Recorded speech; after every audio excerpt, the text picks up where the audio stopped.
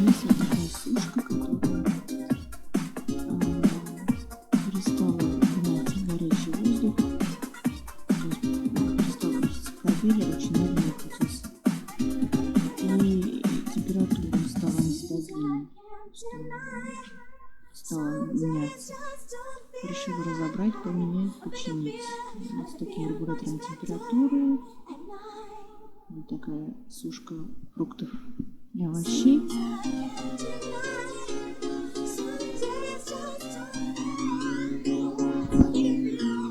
Вот так вентилятор крутится при включении еле-еле. Решила разобрать. Починить.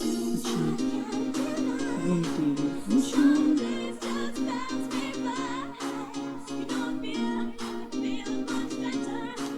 Поднимаем крышку.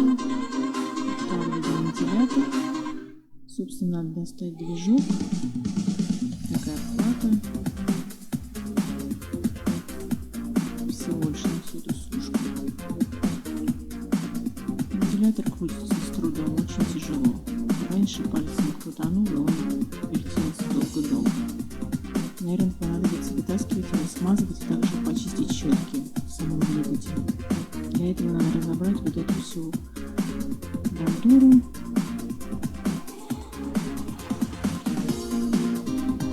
Вот. Вал от двигателя давно не чистился. Все почистим, по-моему, даже на паутину. Здесь такие диодные мосты, пружинки накала, нагрева. Это все придется снять, разобрать, потому что двигатель запаивает этими диодными мостами с присоединенным нити накаления. Сняла нить, распаяла диодный мост. Вот тут у нас термодатчик. Вот сюда припаян диод. Здесь термореле, которая при нагреве температуры выключается. Задняя температура выключается. Красивая картинка.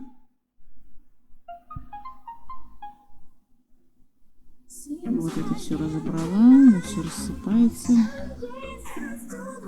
Будем снимать и смотреть двигатель, моторчик двигателя. Вот они, диодные куски диодного моста. Вот так выглядит моторчик. Да, кстати, нитка, которая внутри этой металлической пружинки, порвана. Сейчас разберем. Вот такой моторчик.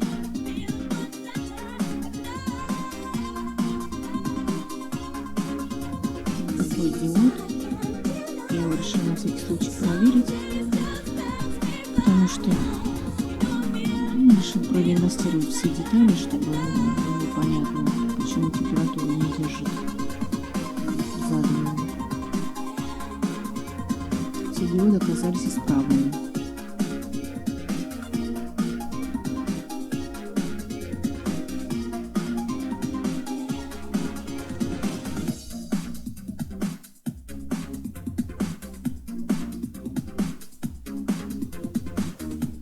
Так он должен быть. Сейчас я его спаяю заново. Потом буду крепить к ушкам двигателя. Надо соблюсти полярность.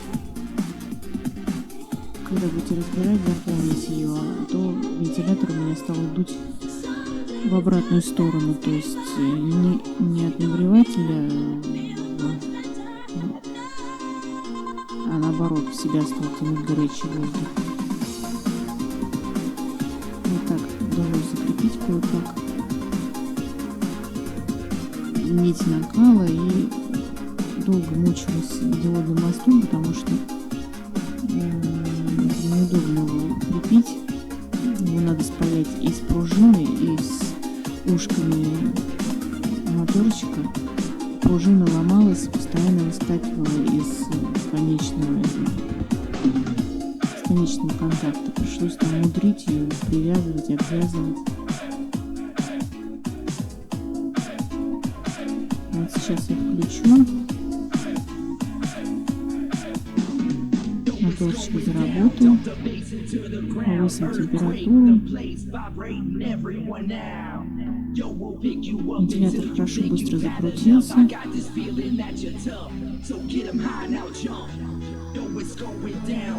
Нить стала нагреваться. Будет видно, как она краснеет. Сейчас начнет. Краснел.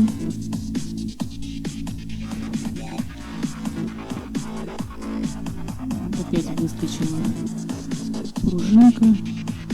Еще раз пришлось ее перепаивать и на всякий случай еще раз пропаяла новый мост.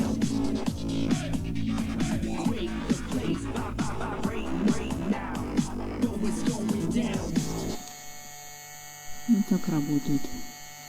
Звук это крутится вентилятор. Опа. Достигнуть температуры, все.